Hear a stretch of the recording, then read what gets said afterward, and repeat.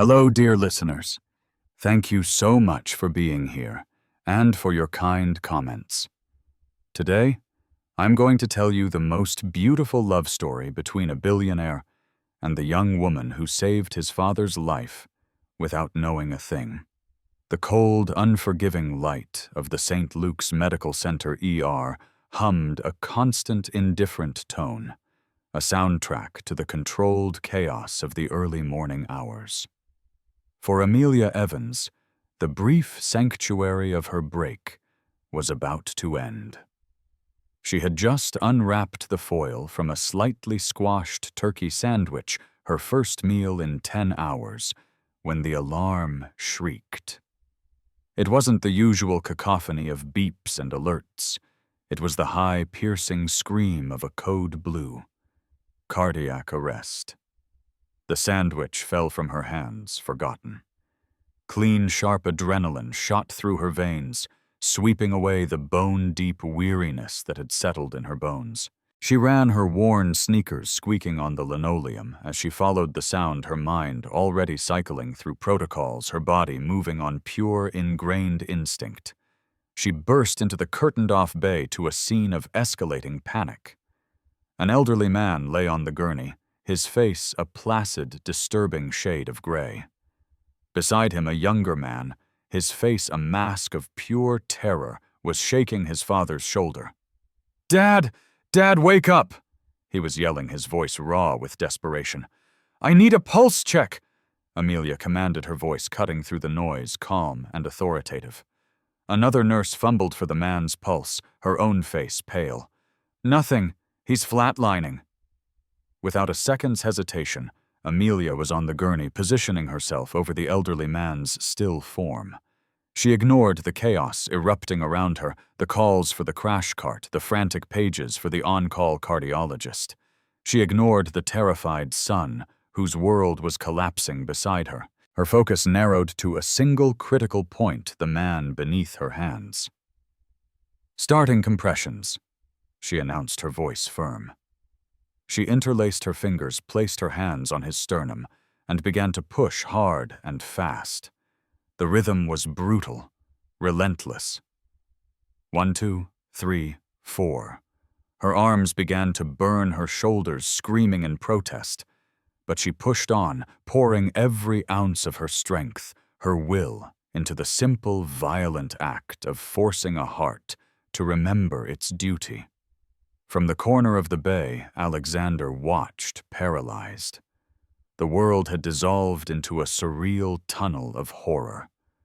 One moment he was reassuring his father, who'd been admitted for observation after a dizzy spell.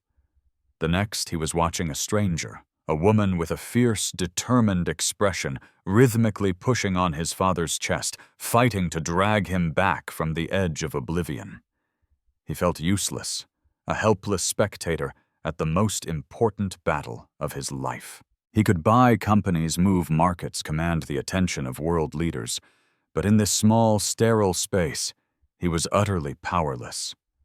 All he could do was watch the unknown nurse and pray. Time stretched and distorted. Seconds felt like minutes, minutes like an eternity.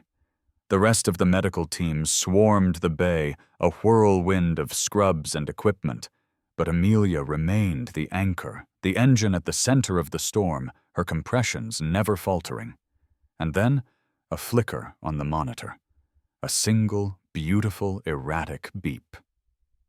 "We've got a rhythm," someone shouted. A collective sigh of relief filled the bay. The team took over. The defibrillator was charged, and the organized chaos of a successful resuscitation continued. Amelia finally stepped off the gurney, her body trembling with adrenaline and exertion, and faded into the background, her job done. Later, when the storm had passed, and his father, Edward Sterling, was stable in the quiet, dimly lit ICU, Alexander stood by his bed, his hand gripping his father's, his heart aching with a gratitude so profound it was a physical pain. The curtain to the room swished open, and the ER nurse stepped inside. Amelia. She moved with a quiet efficiency, her presence a calming balm in the sterile room. She checked the monitors, adjusted a drip, her movements sure and gentle. "I'm doing just fine, son," Edward said, his voice weak but clear. He smiled a tired but genuine smile, his gaze following the nurse. "I'm being looked after by an angel." Amelia's cheeks flushed a pretty shade of pink at the compliment, a small, shy smile touching her lips. "Just doing my job, Mr. Sterling." Alexander looked at her, then really looked at her. He wasn't seeing a nurse anymore. He wasn't seeing the anonymous woman who had fought for his father's life. He was seeing a person, a woman with kind eyes, a gentle smile, and a strength that had literally stared down death. The gratitude in his chest morphed into something else, something warmer and more complex, a sense of awe, of wonder, and a sudden intense curiosity that left him for the second time that night completely breathless. The next day, the nurses' station was thrown into a state of cheerful chaos. A floral delivery had arrived, a bouquet so vast and vibrant it seemed to have brought a piece of a wildflower meadow into the sterile hospital hallway. It was a riot of cheerful, unpretentious color sunflowers, with their faces turned to the light, bright white daisies and sprigs of fragrant lavender. It was conspicuously devoid of the typical red roses or exotic lilies that usually signaled a grand romantic gesture. This felt different, personal. A small, simple card was tucked into the foliage. Amelia pulled it out, her fingers slightly clumsy. The handwriting was strong and clear. "Thank you for giving me more time with my father. Alexander Sterling." Amelia stared at the card, a slow, warm feeling spreading through her chest. In her line of work, gratitude was often expressed in frantic, tearful whispers in the dead of night. Or it wasn't expressed at all. A gesture this thoughtful, this personal, was a rarity. Her colleagues teased her good-naturedly. But Amelia found herself returning to the bouquet throughout her shift, touching a petal, inhaling the fresh, clean scent. It was a small island of beauty in a sea of antiseptic white. Later that evening, Edward Sterling was discharged, his recovery progressing faster than anyone had hoped. Amelia felt a quiet sense of satisfaction as she signed off on his chart, the successful outcome a balm to her weary soul. She was at home, curled up on her worn-out couch, with a cup of tea and a book she was too tired to read when her phone buzzed with an unknown number. She almost ignored it, but some instinct made her answer. "Hello, Amelia. It's Alexander Sterling." His voice was even warmer and richer over the phone, a low, pleasant timbre that sent an unexpected shiver down her spine. "Oh, Mr. Sterling, hello?" she said, sitting up a little straighter. "I hope your father is settling in well at home." "He is, thank you. And he's already complaining about the food, so I know he's on the mend," he said, a hint of laughter in his voice. The sound was easy and genuine. "I'm calling to thank you again. The flowers didn't seem like enough." "They were beautiful," she said honestly. "But you really don't have to thank me. I was just doing my job." It was her standard reply, the one she used to deflect praise and maintain a professional boundary.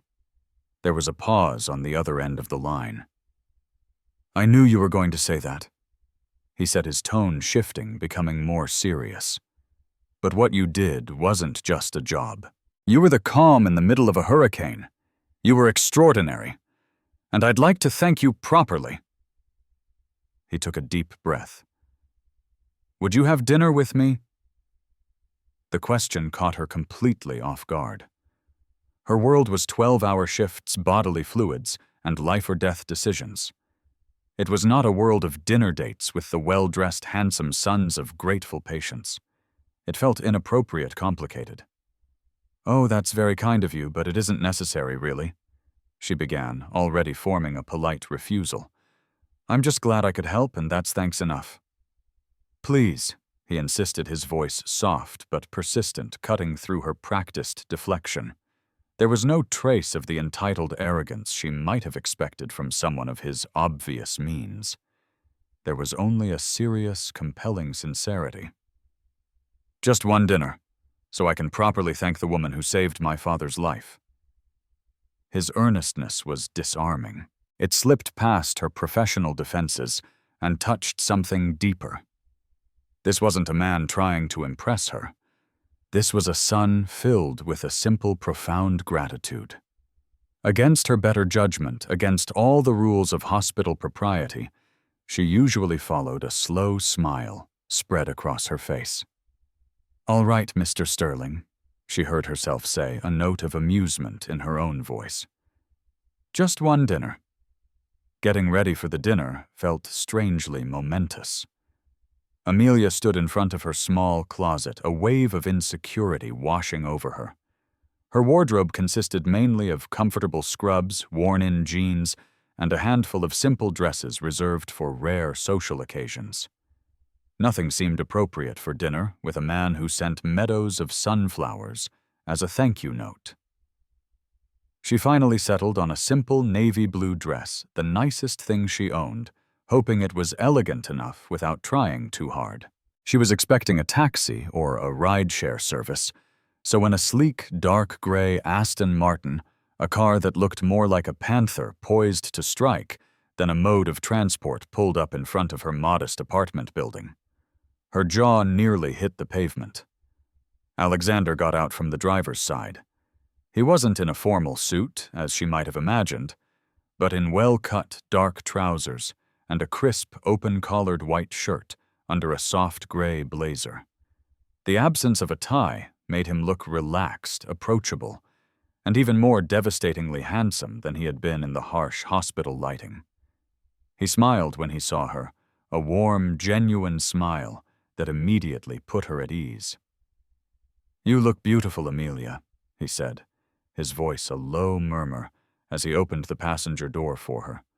The compliment, so simply and sincerely delivered, made her blush.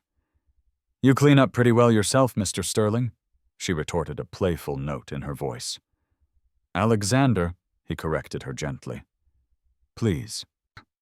The drive was smooth, the car's interior a cocoon of soft leather and silent power. He drove with an easy confidence, navigating the city streets while making effortless small talk, asking about her day, making her laugh with a story about his father's stubborn refusal to follow his doctor's dietary advice. He pulled up in front of Aria, a name Amelia had only ever read about in glossy magazines. It was the city's most exclusive and celebrated restaurant, a place where reservations were rumored to be booked a year in advance, a culinary temple for the city's elite. A knot of anxiety tightened in her stomach. She felt a sudden, overwhelming sense of being out of her element. A valet spirited the car away as Alexander guided her toward the grand entrance, his hand resting lightly on the small of her back. She braced herself for the noise, the crowd, the feeling of 100 pairs of judging eyes on her simple dress. But as they stepped inside, she was met with a deep, unsettling silence. The dining room was a breathtaking expanse of soaring ceilings, soft golden light, and tables draped in immaculate white linen. But it was completely and utterly empty. There were no waiters bustling about, no clinking of glasses, no murmur of conversation. Just a single perfectly set table for two in the center of the vast, silent room. Amelia stopped in her tracks, her eyes wide with confusion. Where is everyone?" she asked, her voice a whisper in the cavernous space. Alexander had the grace to look slightly sheepish, a faint blush creeping up his neck. He ran a hand through his hair, a gesture she was beginning to recognize as a sign of nervousness. "Ah," he said, I booked out the restaurant for us tonight." Amelia just stared at him, speechless. I wanted us to be able to talk, to have some privacy, without being interrupted or overheard. He explained his sincerity, overriding his embarrassment. And I wasn't sure what you liked to eat, so I asked the chef to prepare a little of everything for a tasting menu. I hope that's okay. The sheer mind-boggling extravagance of the gesture was overwhelming. It was so far beyond the realm of her reality that it bordered on the absurd. People didn't just book out Aria, but the intention behind it, the sweet, almost naive desire to ensure her comfort and privacy, was so incredibly thoughtful it made her heart ache. She stood there, caught between awe and a terrifying awareness of the chasm between their worlds. No one had ever done anything like this for her. No one had ever made her the singular focus of such a grand, impossible gesture. She didn't know whether to be completely charmed or utterly terrified. Being the sole occupants of a world-renowned restaurant should have been awkward and intimidating performance under the focused gaze of the staff. Instead, it was magical. The head chef presented each course personally, the sommelier explained each wine pairing with quiet reverence, and the service was so discreet and seamless it felt like the food simply appeared. The meal itself was a symphony of flavors, the most exquisite food Amelia had ever tasted, but it quickly became secondary. The real main course was the conversation. With the distractions of a crowded restaurant stripped away, there was only him, and he was captivating. He was funny, his humor dry and self-deprecating. He was brilliant, speaking about art and history with a quiet passion. But most of all, he was an incredible listener. He asked about her not with the polite, superficial curiosity she was used to, but with a genuine, focused interest that made her feel like the most fascinating person in the world. He asked about nursing school, about the challenges and triumphs of her job. He didn't flinch when she described the gritty, often heartbreaking reality of the ER. Instead, he listened with a deep, empathetic respect. He asked about her dreams, and she found herself telling him about her vague, half-formed desire to one day work in pediatric oncology, a field that required a level of emotional resilience most people couldn't comprehend. "It must take a special kind of strength," he said, his gaze full of an admiration that made her feel truly seen, to bring so much light to such a dark place. When she in turn asked about his life, he was more reserved. He spoke lovingly of his father, of their shared passion for sailing. He mentioned the family business, vaguely describing it as a logistics and shipping company his grandfather had started. He made it sound modest, almost quaint. He seemed far more interested in hearing about her life, her world, than in talking about his own. The hours melted away. By the end of the night, her cheeks ached from smiling, and she felt a comfortable, easy connection with him that she hadn't felt with anyone in a very long time. He drove her home, the comfortable silence in the car filled with the pleasant hum of a perfect evening. He walked her to the door of her apartment building, the simple, chivalrous gesture. "I had a wonderful night, Amelia," he said, his voice soft in the quiet of the night. "Me too, Alexander," she replied, and she meant it more than she could possibly express. He didn't try to kiss her. He simply held her gaze for a moment, a silent promise of something more, before giving a small smile and heading back to his car. She watched him drive away, her heart fluttering with a hopeful, happy energy. Back in her apartment, buzzing from the evening, she kicked off her shoes and curled up on the couch. A nagging curiosity, a need to ground the magical night in some kind of reality, took hold. She reached for her laptop. She typed his name into the search bar, Alexander Sterling. She hit enter. The results loaded, and she sat bolt upright, her heart starting to pound. The screen was flooded with headlines from financial journals, society pages, and international news outlets. Heir to Sterling Global Enterprises, Alexander Sterling to speak at Davos. The state's most elusive billionaire, who is Alexander Sterling. The Sterling legacy, a shipping empire valued at over $432 billion. Pictures of him appeared not the relaxed, smiling man she'd just had dinner with, but a more serious, formidable figure stepping out of private jets, shaking hands with world leaders standing beside his father at the opening bell of the New York Stock Exchange. Amelia felt the air leave her lungs. Her hands started to tremble. The man with whom she had just shared a funny, intimate, and surprisingly normal dinner was not just a grateful son. He wasn't just in logistics. He was the heir to one of the largest private fortunes on the planet.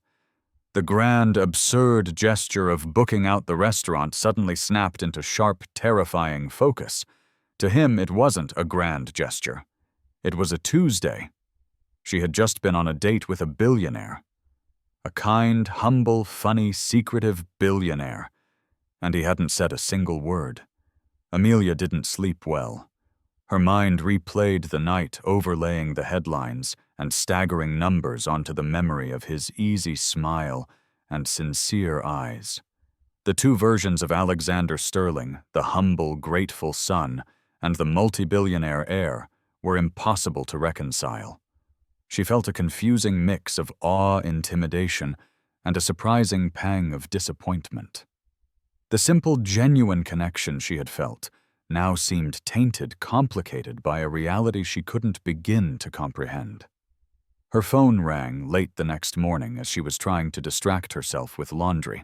His name flashed on the screen, and her heart gave a small, nervous jump. She took a deep breath and answered, determined to be direct. "Hello?" "Hi, Amelia. It's Alexander." His voice was just as warm and pleasant as she remembered, but today it carried a different weight. "I had a really wonderful time last night." A hopeful note underscored his words. "I was hoping I could see you again." This was the moment of truth. "I had a great time too, Alexander," she began, her voice even. "But there's something we need to talk about first." She paused, gathering her courage. "I Googled you." A heavy silence stretched across the line. For a moment, she thought he might have hung up. Then she heard him let out a long, weary sigh. It wasn't a sigh of annoyance, but of resignation. "I figured you would," he said, his voice losing some of its bright energy. "And I'm sorry, Amelia. I really am. I wasn't trying to deceive you." He sounded so genuinely regretful that her defensiveness began to soften. "It's just that," he continued, struggling for the words, "I hate that part of my life. I hate the billionaire label. I hate how people change the second they find out. Their eyes get a different look. They start seeing dollar signs and opportunities instead of a person. I've lost count of the number of people who have tried to use me or my father through me." His voice was low-laced with a profound loneliness she had never considered. "For one night, I just wanted to be Alexander, the guy whose dad you saved. I wanted to see if you would like that guy. Is that selfish?" His raw honesty disarmed her completely. He wasn't hiding his wealth out of arrogance, but out of a deeply ingrained need for genuine connection. He was protecting himself. She, who had built her own professional and emotional walls, could understand that better than most. The intimidation she felt began to melt away, replaced by a surprising rush of empathy. "No," she said softly. "It's not selfish. I get it." She took a breath. "Okay, Alexander. I'll see you again." "Really?"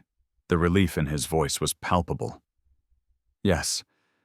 But on one condition," she said, a playful, challenging note entering her voice. "Anything. No more booking out restaurants. No more grand billionaire gestures. Next time we go out, we're going someplace where I can actually afford my own dessert." She heard him laugh on the other end of the line, a full, genuine, relieved sound that made her smile. "You have a deal, Amelia Evans," he said. "It's a deal." For their second date, Amelia was determined to level the playing field. She chose Nona's Corner, a bustling little Italian restaurant tucked away on a cobblestone street in her neighborhood. It was the complete opposite of Aria. The tables were packed close together. The air was thick with the scent of garlic and simmering tomatoes, and the sound of lively conversation and clattering dishes was a constant, cheerful hum.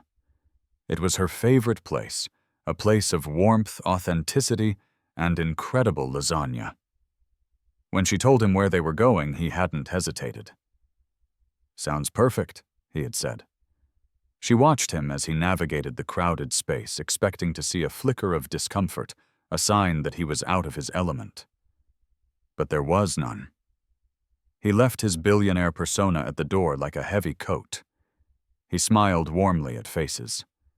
He didn't flinch when a waiter bumped his chair, and he looked around the noisy, chaotic room, not with disdain, but with a genuine, curious interest. "This place is great," he said, leaning forward so she could hear him over the din. "It feels alive." To her surprise, he fit right in. He wasn't playing a part. He was genuinely enjoying himself. He charmed their waitress, a gruff, no-nonsense woman named Maria, into cracking a rare smile. He insisted they share a bottle of the house red wine, pronouncing it excellent, with a sincerity that made the restaurant's owner, who happened to overhear, beam with pride. He was just Alexander, a man enjoying a good meal with a woman he was interested in.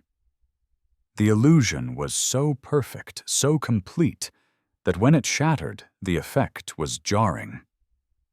"Amelia!" "Hey," a familiar voice cut through the noise. It was Marcus, one of the senior residents from the hospital, a good-humored but notoriously gossipy doctor. He was at a nearby table with his wife. "Marcus?" "Hi," Amelia said, slightly flustered by the interruption. Marcus's eyes slid from Amelia to the man sitting across from her. "Didn't know you hung out in this part of town. And who's your friend?" he asked, his tone friendly and casual. "Marcus, this is Alexander. Alexander, this is my colleague, Dr. Marcus Cheng," she said, making the introductions. "Alexander Sterling?" Marcus asked, his eyes widening slightly as he made the connection. The name, combined with the face he'd likely seen in news reports, clicked into place. The change was instantaneous and deeply uncomfortable. Marcus's relaxed posture stiffened. His casual smile became more deferential, more forced. "Mr. Sterling, it's an honor, sir," he stammered, his tone shifting from that of a peer to an inferior. "I've read all about your family's philanthropic work with the city's hospitals. It's truly remarkable." Alexander's smile became a little tighter, a little more polite. "Thank you, Doctor.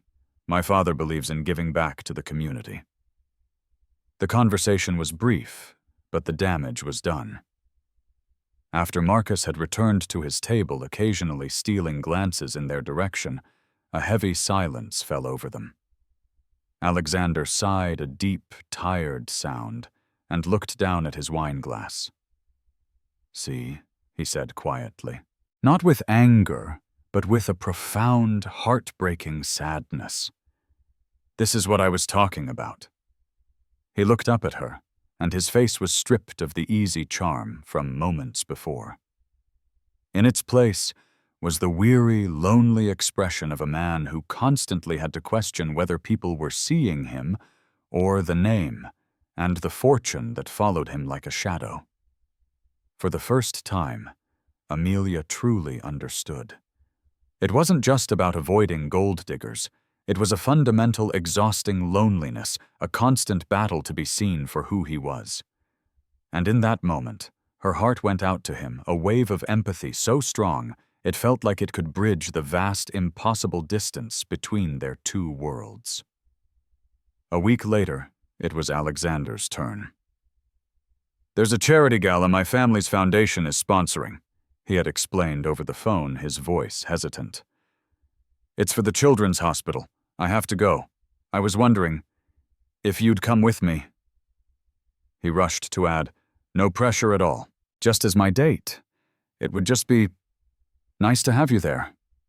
And so Amelia found herself stepping into a world she had only ever imagined. The gala was held in a grand museum, its marble halls transformed into a glittering forest of ice sculptures and cascading floral arrangements. The air hummed with the quiet clinking of champagne flutes and the murmur of conversations about stock portfolios and summering in the Hamptons. It was a sea of designer gowns, jaw-dropping jewelry, and practiced predatory smiles. Amelia felt like a sparrow that had accidentally flown into an aviary of exotic peacocks. Her dress, a simple but elegant navy gown she'd bought from a high-end department store after much agonizing had felt beautiful in the shop. Here it felt painfully plain. She clutched her small purse like a shield, acutely aware of the subtle appraising glances being sent her way. Alexander, however, was her anchor. He seemed to sense her unease, his hand a constant, reassuring presence on the small of her back. He navigated the room with a quiet authority, his posture relaxed but commanding. He was in his element, yet he made her feel like she was the only person in the room, leaning in to whisper a witty observation about a particularly ostentatious guest, or steering her toward a quiet corner when he sensed she was feeling overwhelmed. The inevitable confrontation came near the silent auction tables.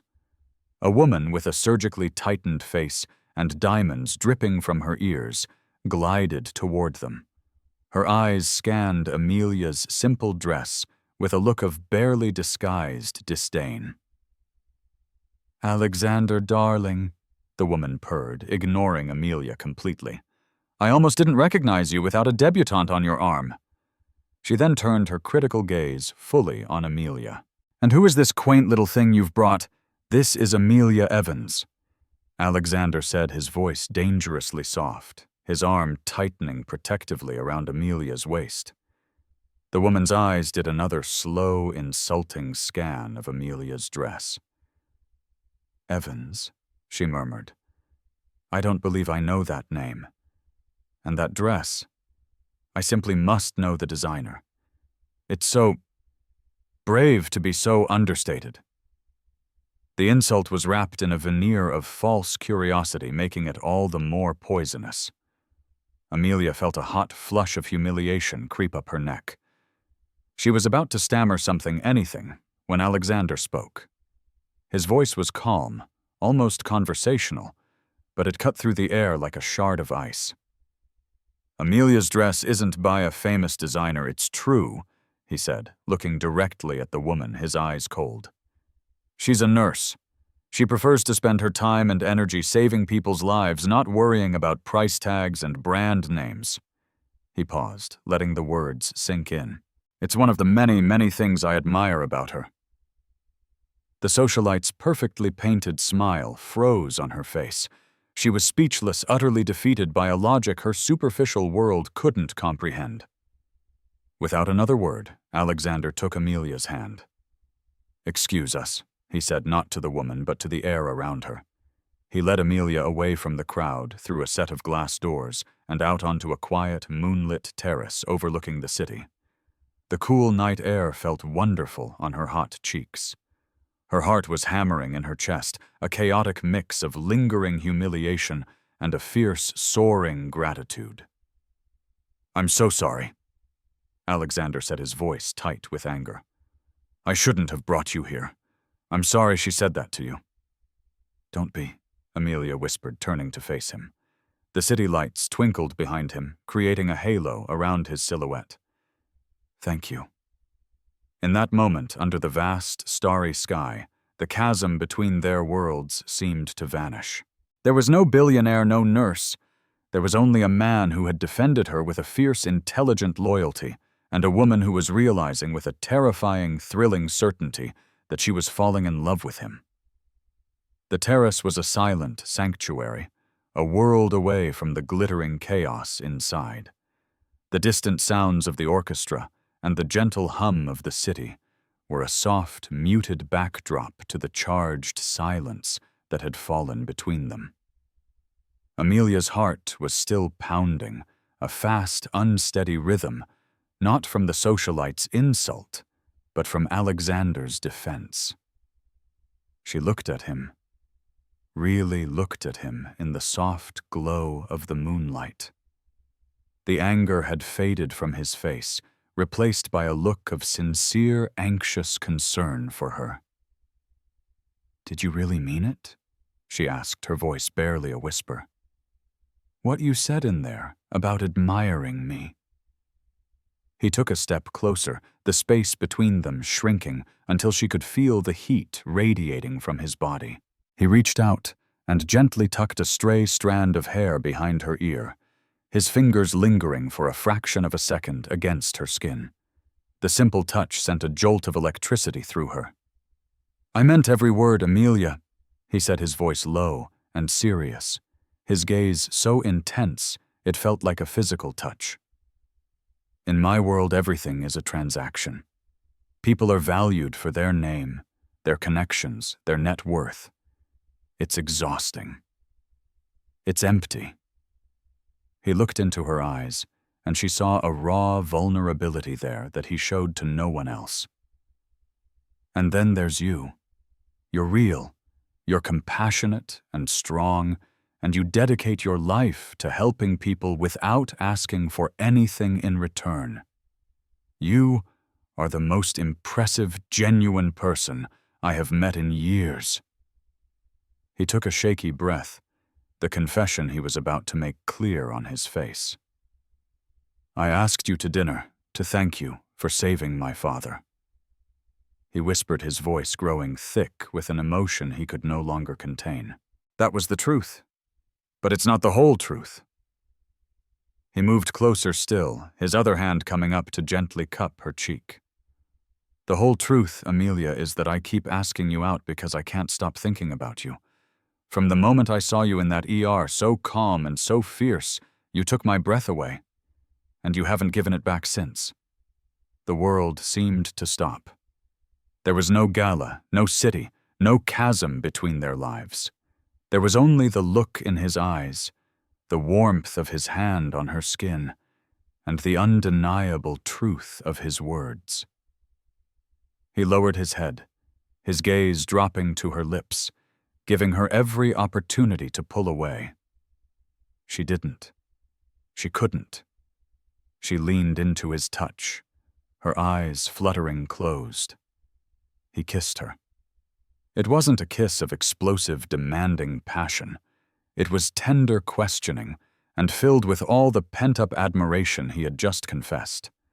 It was a kiss that tasted of champagne and cool night air and the breathtaking relief of a truth finally spoken. It was the gentle, inevitable collision of two worlds, two hearts that were no longer separate. It wasn't about gratitude anymore. It wasn't about different worlds. In the quiet magic of that first kiss, it was simply about a man and a woman who were undeniably, irrevocably falling in love. The magical bubble of the terrace, the perfect private moment of their first kiss, burst before the sun even rose. Amelia woke to the insistent buzzing of her phone on the nightstand. It wasn't her alarm. It was a cascade of text messages, one after another, from her friends and colleagues. "OMG, Amelia, is that you? You're on the cover of City Gossip." With a sense of dread, she unlocked her phone. The first thing she saw was a picture. It was grainy, clearly taken from a distance with a long camera lens, but it was unmistakable. It was her and Alexander on the terrace, caught in their first kiss. The city lights twinkled romantically behind them, creating a perfect storybook image. The headline above it was anything but romantic. "The recluse and the nurse billionaire heir, Alexander Sterling's mystery woman revealed." Her heart sank. She clicked on the article. It was a breathless piece of speculative gossip piecing together the few facts they had: her name, her profession, the fact that she had been the nurse on duty when his father was admitted to the hospital. They painted a narrative of an unlikely whirlwind romance, a real-life Cinderella story. And just like that, her quiet, anonymous life was over. The hospital, once her sanctuary, became a gauntlet. Colleagues cornered her in the hallways, their questions a mix of genuine curiosity and thinly veiled envy. Patients' families looked at her differently, with a new, uncomfortable awe. She felt like an exhibit in a zoo. Her life was no longer her own. The worst part was the paparazzi. A handful of them were camped out across the street from the hospital entrance, their long lenses aimed like sniper rifles. They followed her when she left her shift, shouting questions, their camera flashes like small aggressive explosions. "Amelia, is it true you're dating Alexander Sterling? What's it like dating a billionaire? Is it love, or are you after his money?" She hated it. She hated the intrusion, the assumptions, the way her life, her character, her very real feelings for Alexander were being twisted into a cheap, sensationalized story for public consumption. Alexander was furious. When he called her, his voice was tight, with a cold, protective rage. "I am so sorry, Amelia. I have my legal team drafting a cease and desist order. I'm going to issue a statement demanding privacy. I'll sue them for harassment." His instinct was to fight, to use his immense power and resources to crush the problem. But Amelia, whose life had been about de-escalating chaotic situations, knew that would be like throwing gasoline on a fire. "No, Alexander," she said, her voice calm and firm despite the turmoil she felt inside.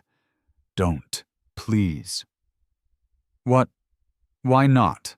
They're harassing you." "Because it will only make it a bigger story," she explained patiently. "A statement, a lawsuit that confirms there's something to talk about. It feeds the beast. The best way to kill a story like this is to starve it of oxygen. We just ignore it. We live our lives. Eventually they'll get bored and move on to someone else." There was silence on the other end of the line. He was a man accustomed to taking decisive, powerful action. The idea of doing nothing was completely foreign to him, but he heard the quiet strength and wisdom in her voice. "Okay, Amelia," he said, finally, a note of admiration in his voice. "Okay, we'll do it your way." He agreed, but she could hear the worry still lingering in his tone. He was terrified, not of the press, not of the gossip, but of the very real possibility that his world, with all its ugly, intrusive baggage, was about to swallow hers whole. And he feared it might be the one thing he was powerless to stop. The media storm, though unsettling, eventually began to die down, just as Amelia had predicted. Her strategy of quiet dignity worked. They continued to see each other, opting for quiet nights in at their respective apartments, instead of public outings, their bond deepening in the shared sanctuary they created, away from prying eyes. A few weeks later, Alexander invited her to a Sunday dinner at the Sterling estate. The atmosphere was completely different from her first tense visit. Edward Sterling, now fully recovered, and his vibrant old self, treated Amelia not like a guest, but like a cherished member of the family. He seated her beside him at the grand dining table, regaling her with embarrassing stories from Alexander's childhood. "I'm telling you, Amelia," Edward said, his eyes twinkling as he raised his wine glass, "this boy was a gloomy, brooding cloud before you came along. To Amelia," he toasted, his voice thick with genuine affection, "for bringing the sunshine back into my son's life." Alexander blushed, a rare and charming sight, as he smiled at Amelia from across the table. In that moment, surrounded by warmth and acceptance, Amelia felt a profound sense of peace, a feeling of belonging she had seldom known. The idyllic scene shattered in an instant. In the middle of a laugh, Edward's expression changed. His hand flew to his chest, his face contorting in pain. A strangled gasp escaped his lips, and before anyone could react, he slumped forward in his chair, unconscious. The world dissolved into chaos. Alexander's mother screamed. Alexander froze, the color draining from his face, the horror of the ER playing out all over again. But Amelia didn't freeze. Her training took over a calm, clear voice, cutting through her own panic. "Alexander, call 911. Now," she commanded, already moving gently, lowering Edward to the floor. "He has a pulse, but it's thready. We need to keep him stable." She worked with a focused professional calm, monitoring his breathing, loosening his collar, being the anchor in the storm, until the paramedics arrived. At the hospital, the news was a mix of relief and dread. Edward had suffered a second, milder heart attack. He was stable, but the doctors wanted to keep him for several days of observation and tests. Alexander was shaken to his core, the terrifying fragility of his father's life once again laid bare. Amelia stayed with him, her hand a constant, steady presence in his, her quiet strength his only solace. The next day, while Alexander was at the hospital with his father, Amelia's phone rang. It was her best friend, Sarah, and her voice was a frantic, panicked whisper. "Amelia! Oh my God! I'm so glad you answered. I am freaking out." "Sarah, what's wrong? Calm down." Amelia said, her own fatigue forgotten in the face of her friend's panic. "My period is late," Sarah cried. "Like really late. I think I might be pregnant. I'm too scared to even buy a test. I'm too scared to find out alone. Can you please come with me?" Amelia's heart went out to her friend. "Of course," she said immediately. "I'm on my way. We'll figure this out together." They met at a large, anonymous chain pharmacy downtown. Sarah was pale and trembling, so Amelia took charge. "Stay here, I'll get it," she said reassuringly. She walked down the aisle, her mind a million miles away, thinking about Edward Sterling, about Alexander, about her friend's terror. She grabbed a pregnancy test off the shelf, a simple box, and walked to the front of the store. To soothe her friend's nerves, she even offered a small, reassuring smile as she paid the cashier. She didn't notice the beat-up sedan parked across the street. She didn't see the glint of a long-range camera lens. She didn't know that a freelance paparazzo, a bottom feeder, who had been fruitlessly trailing her for weeks, had just hit the jackpot. The picture was perfect, clear, undeniable, and utterly damning. Amelia Evans, the billionaire's new girlfriend, standing at a pharmacy counter buying a pregnancy test. The explosion came the next morning. Amelia woke to her phone vibrating so hard it fell off the nightstand, a relentless, furious buzzing that signaled something was terribly wrong. With a deep sense of foreboding, she reached for it. The screen was a nightmare. Dozens of notifications, all linking to the same story from every corner of the internet's gossip machine. The headline splashed across the top of a sleazy tabloid's website was a masterpiece of malicious insinuation. "Gold digger's ploy. Alexander Sterling's nurse girlfriend buys pregnancy test as billionaire father fights for life." Below it was the photo her at the pharmacy counter, the box clearly visible in her hand, a small, innocent smile on her face that the article twisted into a look of cunning triumph. Her blood ran cold. She felt a wave of nausea so intense she had to sit on the edge of her bed. The article was a work of pure venom. It painted her as a conniving, opportunistic predator, a gold digger who had deliberately chosen a moment of family tragedy to trap her billionaire boyfriend. They twisted her profession, her act of saving Edward's life, into the first step of a calculated seduction. They took a simple act of friendship helping Sarah and distorted it into a sinister plot. The world that had briefly felt so full of hope and warmth turned ugly and hostile in an instant. She had to see Alexander. She had to see Edward. She threw on clothes, her hands shaking so badly she could barely button her jeans, and drove to the hospital, a place that had always been her sanctuary, but now felt like the scene of a crime. The moment she stepped out of her car in the hospital garage, they descended. It was like a scene from a horror movie. A swarm of paparazzi, far more aggressive than before, materialized from behind cars and pillars surrounding her, shoving cameras and microphones in her face. "Miss Evans, is it true? You're pregnant? Are you trying to trap Alexander Sterling with a baby? How could you do this while his father is sick? Do you have any shame?" The questions were like physical blows. The flashing lights were blinding, disorienting.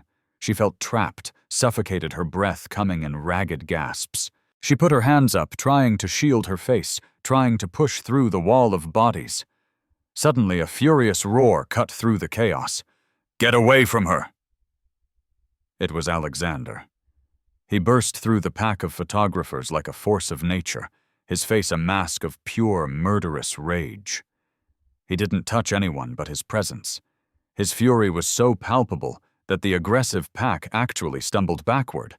He wrapped a protective arm around Amelia, pulling her tight against his side, and forged a path through the stunned crowd, his body a shield between her and the cameras. He practically bundled her into his car, slamming the door on the uproar. Inside the quiet, leather-lined interior, the adrenaline drained away, leaving only a hollow, trembling shock. The vicious words, the blinding flashes, the feeling of being hunted, it all came crashing down on her. "I can't do this, Alexander." She whispered the words, fractured by sobs she could no longer control. Tears streamed down her face, hot and bitter. "I'm not strong enough for this world." She looked at him, her eyes filled with a despair that shattered his heart. "They've turned me into a monster." The penthouse, once a symbol of a world she found intimidating, now felt like the only safe harbor in a raging storm. Alexander led her inside his arm, never leaving her shoulders his touch, a firm, grounding presence. He sat her down on the soft sofa, knelt before her, and gently wiped the tears from her cheeks with his thumbs. "I'm going to fix this, Amelia," he said, his voice a low, fierce promise. "I'm going to destroy them. I'll have my lawyers break every single one of these tabloids. I'll make sure the photographer who took that picture never works again. I will burn their world to the ground for what they've done to you." His protective fury was a powerful, comforting balm. But as she looked into his angry, determined eyes, she knew it wasn't the answer. His world, fighting back against itself, would only create a bigger war, and she would be forever caught in the middle. She took a deep, shuddering breath, finding a sliver of the calm she reserved for her most critical patients. "No, Alexander," she said, her voice quiet but firm. She placed her hand over his. He stared at her, confused. "Why not? They can't get away with this." "This isn't about them," she explained, her heart aching with the truth she was about to speak. "This is about me. I became a nurse to help people to be a quiet, steady presence in the middle of their chaos. My purpose is to heal, to soothe." She looked around the magnificent apartment at the glittering city beyond the glass. "And now, because of my connection to you, I am the chaos. I am the source of pain and stress for you, for your family. I'm a headline, a scandal. I look in the mirror and I don't recognize the person I've become in this world." The words hurt to say, but they were true. The joy, the love, the incredible connection she felt with him was being poisoned by the toxic ecosystem that surrounded his life. "I need a break," she said, the words feeling like shards of glass in her throat. "I need to step away from all of this. from the cameras, from the gossip from your world. I need to find myself again." "Are you breaking up with me?" he asked, his voice hollow, a look of raw panic in his eyes. "No," she whispered, fresh tears welling. "I love you, Alexander. I think that's the only thing I'm sure of right now. This isn't about you or us. It's about me. I'm losing myself, and if I let that happen, I'll have nothing left to give you anyway." He saw the deep, unshakable pain in her eyes. He saw that this was not a negotiation or a plea for reassurance. It was a desperate act of self-preservation. And to deny her that would be the cruelest act of all. Devastated, but loving her enough to respect her need, he nodded slowly. "All right, Amelia," he said, his voice thick with an emotion he couldn't hide. "I understand." He squeezed her hand. "I'll wait, for as long as it takes. I'll be right here." She went back to her small, quiet apartment that night. The silence she had once cherished now felt cavernous, a deafening roar. It was no longer a peaceful retreat, but an empty reminder of what she had lost. 2 weeks passed, 2 weeks of empty days and long, sleepless nights for them both. For Amelia, every quiet moment was filled with the memory of his laugh, his touch. For Alexander, the sprawling penthouse felt like a tomb. The privacy and order he had once valued above all else were now just loneliness and emptiness. He realized with a clarity that was both painful and absolute that a quiet life meant nothing without her to share it with. One night, staring out at the city lights that now seemed cold and distant, he couldn't take it anymore. He couldn't wait. He couldn't let the poison of his world win. He grabbed his car keys, his heart pounding with a new, fierce resolve. He wasn't going to let her fight this battle alone. He wasn't going to let her retreat. He was going to fight for her, for them, no matter what the press or his family or the entire world had to say about it. The sharp, insistent buzz of her apartment intercom cut through the heavy silence of the night. Amelia's heart leaped into her throat. No one ever buzzed her apartment unannounced. With trembling hands, she pressed the talk button. "Hello. It's me."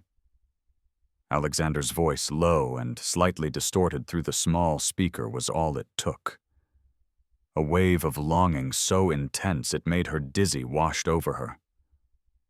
"Let me come up, Amelia," he said. It wasn't a demand, but a plea. "Please." She buzzed him in her mind, racing. When she opened her door, he was standing there looking tired and worn, but with a fire of determination in his eyes she had never seen before. "I know you asked for space," he said immediately before she could speak. "And I tried. I really did. But it's impossible." He took a step closer, his presence filling her small hallway. "Living without you isn't living, Amelia. It's just waiting. And I'm done waiting." She thought he was going to argue his case, to promise again, to fix everything. Instead, he made an offer that was completely unexpected. "Run away with me," he said, his voice urgent. "Just for the weekend. No phones, no news, no city. Let me take you to a place where no one knows my last name. A place where I was just Alexander." The proposition was crazy. It solved nothing. But the look in his eyes, a desperate need to connect with her away from the wreckage of both their worlds, was irresistible. Intrigued, and with her heart pounding with a hope she thought she'd extinguished, she found herself nodding. Hours later, they were driving north, the oppressive glow of the city shrinking in the rearview mirror. They drove until the highways turned into country roads, and the streetlights were replaced by the vast, starry expanse of the night sky. He finally turned down a long, unpaved dirt driveway, the car's headlights cutting through a thick pine forest, and pulled up to a small rustic cabin nestled on the shore of a moonlit lake. "My grandparents built this place," he explained, his voice softer, more relaxed than she'd heard it in weeks. "It was our family's refuge well before everything got so big." The cabin was the antithesis of his penthouse. It was simple, cozy, and filled with the scent of wood smoke and old books. The furniture was worn and comfortable, the walls adorned with faded photographs of a happy, normal-looking family. This was a home, not a showpiece. They spent the next day in a different world. They hiked for hours through the quiet, sun-dappled forests. He taught her how to skip stones across the glassy surface of the lake. They cooked a simple meal of grilled fish he had caught himself in the cabin's small, old-fashioned kitchen. Here, he wasn't the formidable billionaire. He was relaxed, happy, his laughter easy and frequent. He was just Alexander. That night they sat on a braided rug in front of the crackling fireplace, the warmth chasing away the night's chill. "I brought you here for a reason, Amelia," he said, his voice low and thick with emotion as he stared into the flames. "This is the only place on earth where I've ever felt completely myself, where I wasn't the sterling heir or the future CEO. I was just a kid who loved to fish and climb trees." He turned to look at her, his eyes reflecting the golden firelight, his vulnerability, a raw, open wound. "I wanted you to meet that person," he whispered. "The real me. The man who exists away from all the noise." His confession disarmed her completely. He hadn't brought her here to impress her with some hidden luxury retreat. He had brought her here to share his soul. He had stripped away the billions, the power, the entire world that had stood between them to show her the man at the center of it all. "Alexander," she whispered back, her own voice choked with emotion as she reached out to touch his cheek. "That's the man I fell in love with." He leaned into her touch, his eyes closing for a moment. He moved closer, the space between them disappearing. The heat from the fire was no match for the heat that flared between them. She knew with a deep, certain clarity that this weekend wasn't just an escape. It was a crossroads, and they had just chosen their path together. The next morning, they woke with the sun. They sat together on the small, weathered wooden dock, mugs of hot coffee warming their hands, and watched as the day was born.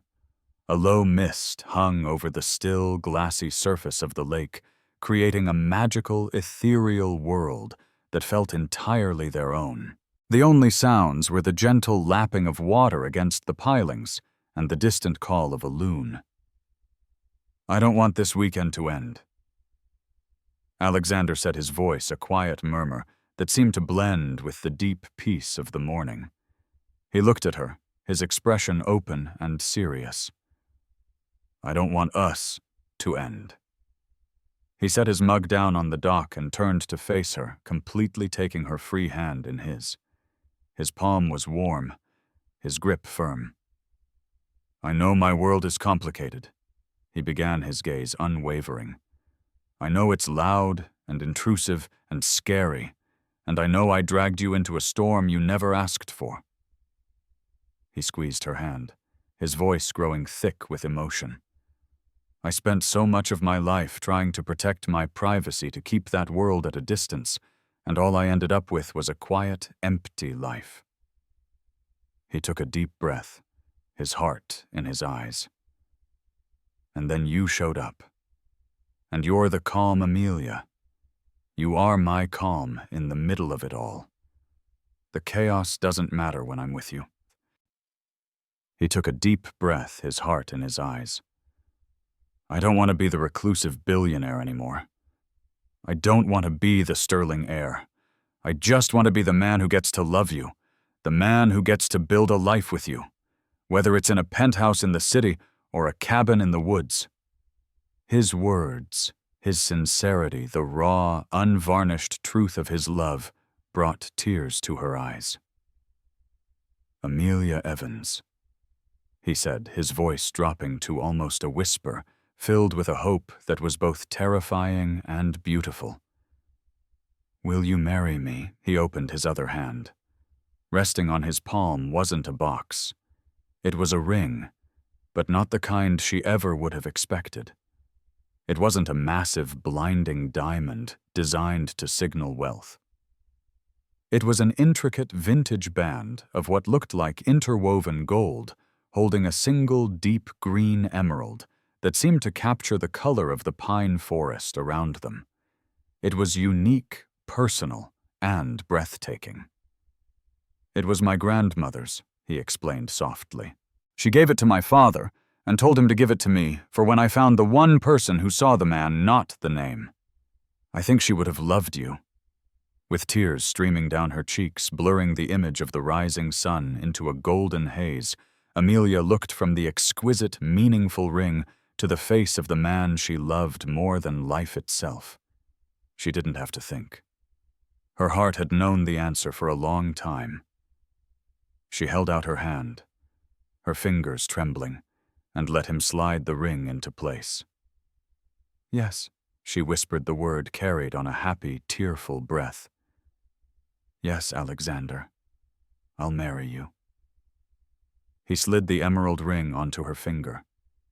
It fit perfectly, as if it had been waiting for her all along.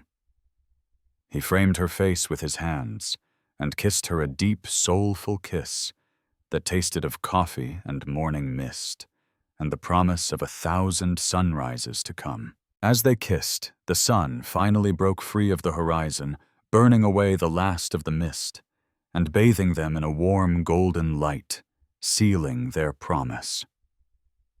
1 year later, the sterile, intimidating hallways of the city's main hospital were filled with laughter, bright colors, and the sound of hope. It was the grand opening of the new Sterling Evans Pediatric Wing, the name etched on a gleaming plaque by the entrance. It was a testament to their partnership, a merging of his resources and her heart. Amelia stood beside Alexander, not as a guest or a +1, but as a driving force behind the project. She had left the frenetic, reactive world of the ER, and with Alexander's full support had helped create, and now led the hospital's new wellness program for patients and families. Her new role was to be the calm, the advocate, the source of comfort for families navigating the terrifying chaos of a child's illness. She was doing the work she was born for on a scale she had never imagined.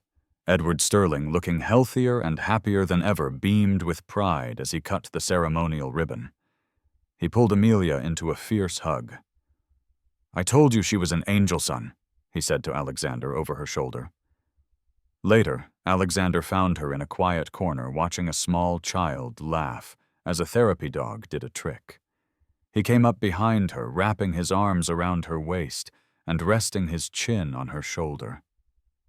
"Every day," he murmured into her ear, his voice filled with a deep, quiet awe. "Every single day, I find a new reason to be proud of you." She leaned back against him, her heart full. The press was there, but the reporters were different now. They wrote about her work, her innovative programs, her impact. They called her a philanthropist, a patient advocate.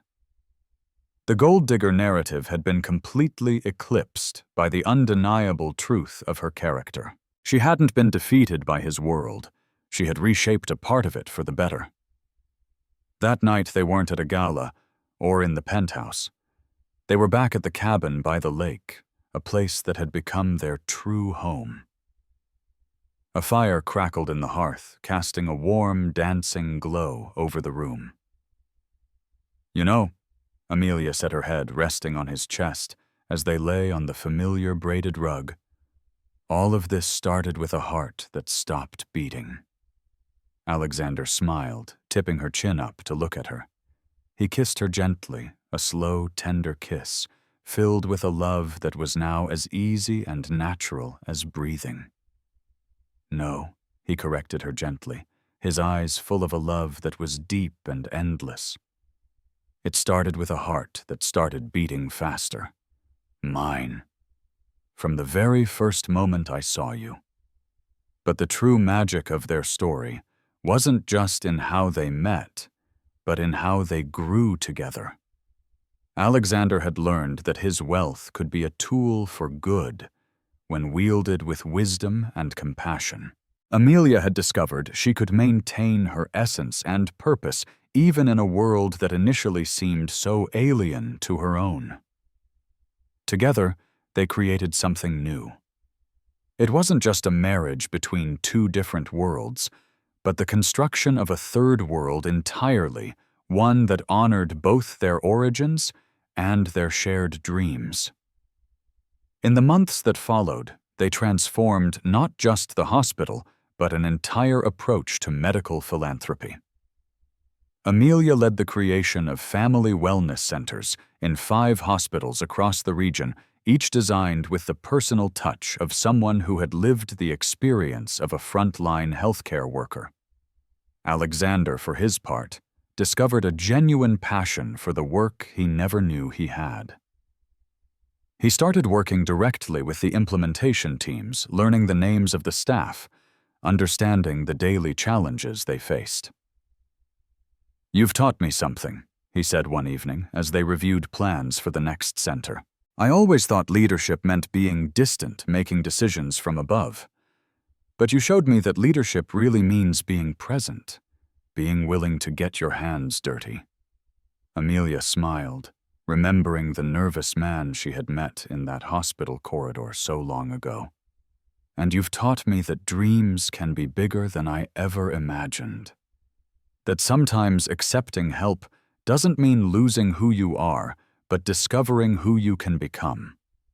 Their honeymoon was spent not on an exclusive tropical island, but on a 3-week journey visiting rural hospitals across the country's heartland. They traveled from town to town, Alexander driving a rented van loaded with medical supplies, and Amelia offering free training sessions to local nursing staffs. They were some of the happiest weeks of their lives. "I never thought I'd spend my honeymoon sleeping in budget motels and eating at roadside diners." Alexander laughed one night as they shared a plate of comfort food at a cracked wooden table. "And I never thought I'd be so happy doing it. I never thought I'd marry someone who could buy the whole restaurant but chose to sit here with me, splitting a $15 meal." Amelia replied, lacing her fingers with his across the table. The yellowed light from the simple fixture made the emerald ring glow softly. Their future unfolded in ways they never could have predicted. 2 years after their wedding, Amelia gave birth to twins, Sophia and Michael, in a delivery that Alexander insisted on attending from start to finish, despite fainting twice during labor. Edward, now a doting grandfather, spoiled the children outrageously, building an elaborate playground on the family estate, and hiring a team of educators to ensure his grandchildren had the best possible education from an early age. "They're going to grow up knowing that privilege comes with responsibility," Amelia said one afternoon, watching Alexander play with the children by the lake at the cabin. "They'll learn that true wealth is about being able to help others and finding purpose in the work you do." The foundation they created together grew exponentially. What started as a hospital wing project expanded to include scholarship programs for low-income nursing students, community mental health initiatives, and even a micro-loan program for families affected by serious illness. "Remember when they called me a gold digger?" Amelia teased Alexander during a board meeting where they had just approved another $5 million for pediatric cancer research. "Well, I guess they were right. I was after your money to spend it on causes that actually matter." Alexander laughed, pulling her closer to him at the empty conference table. "Best gold digger in history. You stole my heart and my bank account, and I've never been happier." Years later, when their children were in school, and the foundation was internationally recognized, they still held to their simple traditions. Every Friday night was spent at the lake cabin. No phones, no computers, just family. Sophia had inherited her mother's compassion and was already talking about a career in medicine. Michael showed his father's business acumen, but tempered it with a social awareness that promised conscientious leadership in the future. "Do you think they'll forgive us for raising them in this split life between two worlds?" Amelia asked one night, watching the kids fish off the pier with Alexander.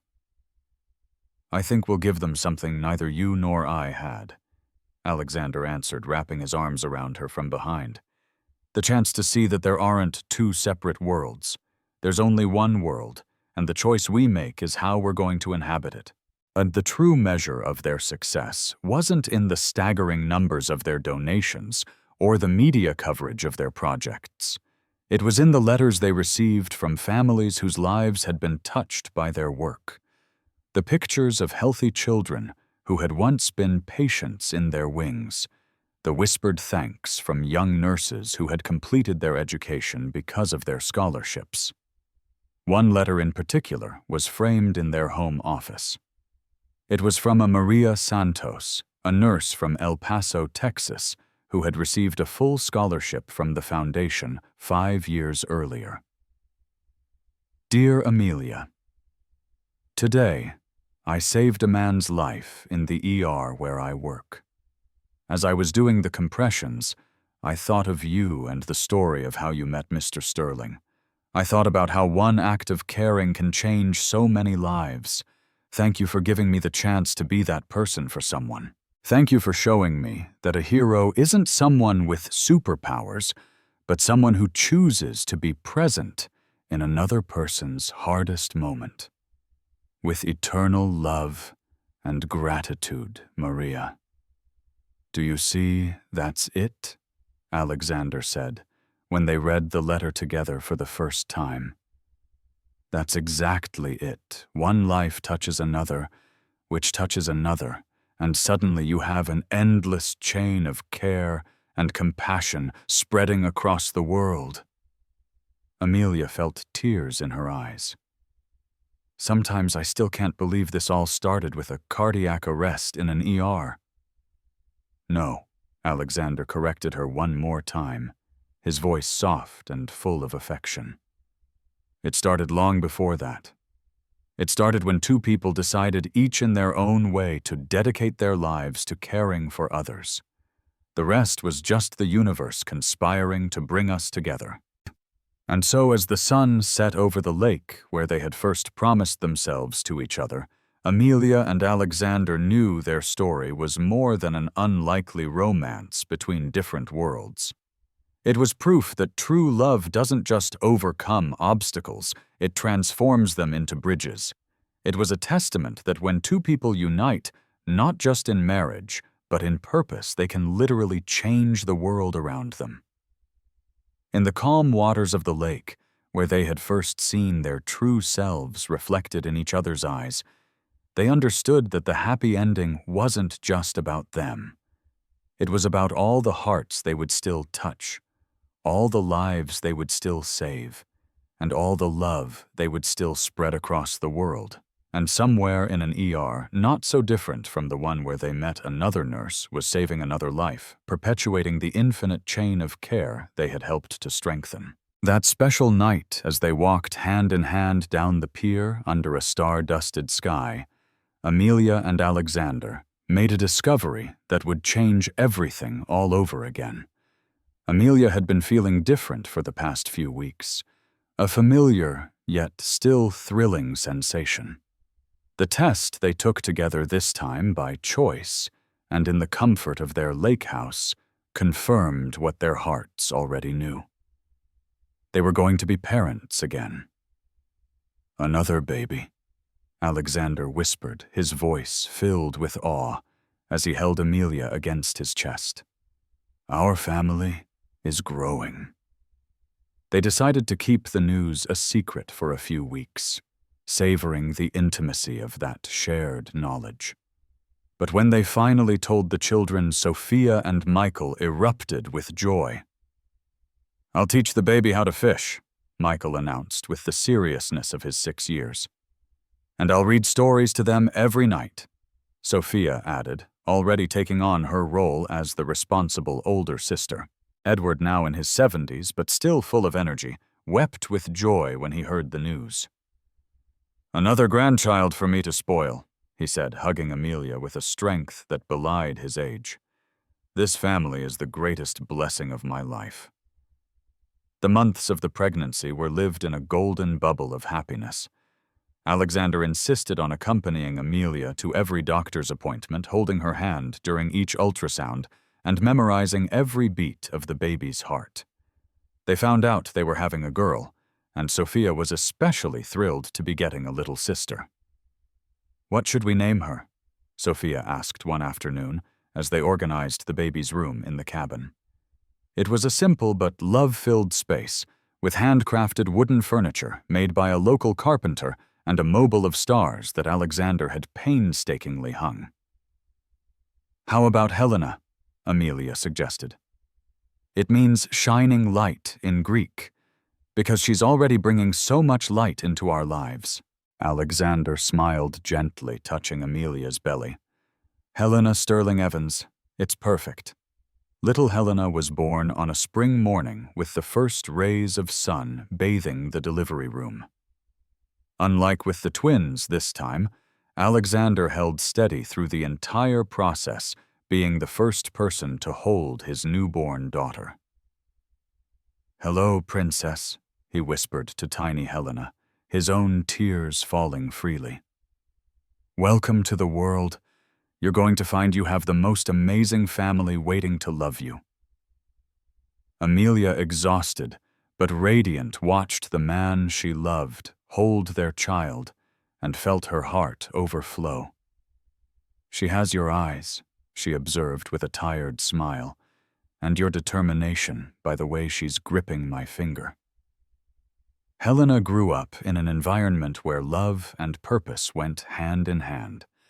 By the age of 2, she was already accompanying her parents on hospital visits, charming patients and staff with her musical laugh. She seemed to have inherited a natural gift for bringing joy to others, just like her mother. "Do you see that?" Amelia said to Alexander one day, watching Helena play with a child undergoing cancer treatment during one of their hospital visits. "She doesn't even understand what she's doing, but she's already healing hearts." The foundation continued to grow and evolve. They established international partnerships, bringing their family wellness programs to hospitals in Latin America and Africa. Amelia developed care protocols that were adopted worldwide, while Alexander used his business network to mobilize resources on an impressive scale. But perhaps their most meaningful project was the Evans School of Nursing, built on the site of the abandoned factory where Amelia had grown up in her childhood neighborhood. "I want girls like me, who grew up without many opportunities to have the chance to become healthcare professionals," she explained during the groundbreaking ceremony. "I want them to see that where you're from doesn't determine where you can go." The school offered not just top-tier education, but also student housing, meals, and psychological support. It was a project 5 years in the making, but it represented Amelia's ultimate dream of democratizing access to healthcare education. On the graduation day of the first class, Amelia and Alexander sat in the front row, watching 40 young men and women receive their diplomas. Many came from families who had never imagined having a son or daughter with a college education. "You did this," Alexander whispered to Amelia, squeezing her hand. "You literally changed the future for dozens of families." "We did this," she corrected, her eyes shining with emotion. "And they'll do the same for others. That's how the world changes, one life at a time." The years passed like pages in a well-loved book, each chapter bringing its own joys and challenges. Sophia followed in her mother's footsteps and became a pediatric doctor specializing in palliative care, a field that required the same emotional strength and compassion she had witnessed in Amelia her whole life. Michael, after graduating with a business degree, took over the operational management of the foundation, implementing technological innovations that drastically expanded its reach. Helena, the youngest, surprised everyone by showing an exceptional talent for music therapy, using her piano and voice to aid in the treatment of hospitalized children. "You see," Alexander said to Amelia on a special night celebrating their 20th wedding anniversary at the same pier where he had proposed, their temples now streaked with silver and laugh lines etched into faces that had smiled for decades. "Each of our children found their own way to heal the world. It wasn't a coincidence. It was an example." Amelia, now in her early 50s, retained the same determination and compassion that had characterized her from the beginning. "They taught me that there are many ways to be a nurse. Sophia cares for patients directly, Michael manages the resources that enable more care, and Helena uses music to reach places that medicine can't." On that special night, as they renewed their vows under the same stars that had witnessed his proposal, they were surrounded not just by their immediate family, but by hundreds of people whose lives had been touched by their work: nurses who studied on foundation scholarships, families who had found support in their darkest hours, children who grew up healthy thanks to the programs they developed. "When we met," Alexander said during their vow renewal, "I thought you had saved my father's life. I was right, but I didn't understand the whole truth. You didn't just save one life that night. You saved mine, too, and the lives of thousands of others we hadn't even met yet." Amelia smiled through her tears. "And you showed me that true love isn't about finding someone perfect. It's about finding someone who is perfect for you, someone who makes you a better version of yourself. You gave me the platform to dream bigger than I ever thought possible." When they reached their 60s, Alexander and Amelia began to spend more time training the next generation of foundation leaders. They traveled the world sharing their expertise and learning from other similar projects. On one particularly special trip to Kenya, where they were helping to implement their family care model in a rural hospital, they had a conversation that summed up their entire journey. "Do you ever wonder what our lives would have been like if we'd never met?" Amelia asked as they watched the sunset over the African savanna. Alexander considered the question seriously before answering. "I would have been a rich but empty man making financial moves that meant nothing to anyone. And you would have been an exceptional nurse, but limited by the reach of a single hospital. Together, we became something neither of us could have been alone." "It's funny," Amelia mused. "That night in the hospital when I saved your father's life, I was just doing my job. I couldn't have imagined I was planting the seed for all of this." "Maybe that's the most important lesson," Alexander replied. "We never know when our everyday acts of kindness will grow into something so much bigger. Every patient you cared for, every smile you offered, every time you held the hand of someone who was scared, all of it was preparation for what we became together." In their 70s, Amelia and Alexander decided to write a book together, not about their love story, but about the lessons learned from decades of philanthropic work. Hearts That Heal: How Love and Compassion Can Transform the World became an international bestseller and inspired hundreds of new, similar foundations around the globe. "We didn't want to tell our story," Amelia explained in an interview. "We wanted to share the stories of all the incredible people we've met along the way and show that anyone can make a difference." The book ended with a simple but profound message. The world doesn't need a few more billionaires doing charity. The world needs more ordinary people doing extraordinary things out of love. Money can amplify impact, but the heart is what creates the miracle. Each of us has the power to be the hero in someone else's story. The question is not whether we have enough resources to make a difference. The question is whether we have enough courage to try. In their final years together, Amelia and Alexander spent most of their time at the lake cabin, now surrounded by a small village of houses where their children and grandchildren lived part of the year. The afternoons were filled with grandchildren running down the pier stories being told by the firelight, and the quiet sense of a life well lived. "If we could go back," Alexander asked Amelia, in one of their last deep conversations, "would you change anything?" Amelia thought for a long moment, looking at a photograph on the wall that showed 4 generations of their family gathered together. "I would change the malicious headlines and the pain they caused at the beginning.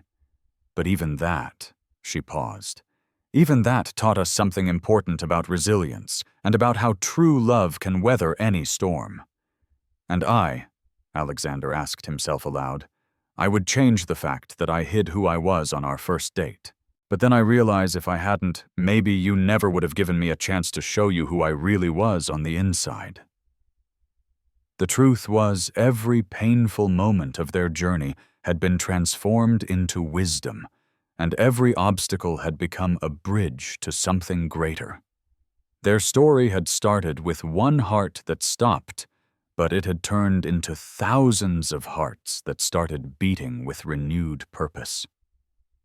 On the eve of their 50th wedding anniversary, surrounded by 5 children, 15 grandchildren, and 3 great-grandchildren, Amelia and Alexander made one last toast on the pier where it had all begun. "To the love that heals," Amelia said, raising her champagne glass to the starry sky. "To the love that transforms," Alexander added. "And to the love that multiplies," they said together as their family all around them repeated the words in unison. And so as the stars shone down on the quiet lake, 2 souls who had found each other in the most unlikely of moments understood the deepest truth of all, that true love is not a destination, but a journey, not a feeling, but a daily choice. And when that love is directed not just toward each other, but toward the world around them, it becomes a force capable of healing not just broken hearts, but an entire planet. The final message of their lives echoed through every person they touched. In a world that often feels broken and hopeless, remember that every act of kindness is a pinprick of light in the darkness. Every hand extended to help is a bridge across the chasm of despair. And every heart that chooses to love, even when it's hard, is a healing force that ripples out far beyond what we can see. You don't have to be wealthy to be generous. You don't have to be perfect to make a difference. You just have to be brave enough to reach out when someone is in need, to stay present when someone is afraid, and to choose compassion when the world chooses indifference. Because in the end, it's not the grand gestures that change the world. It's the small acts of love repeated millions of times by ordinary people who decide to be extraordinary that transform our reality, one heart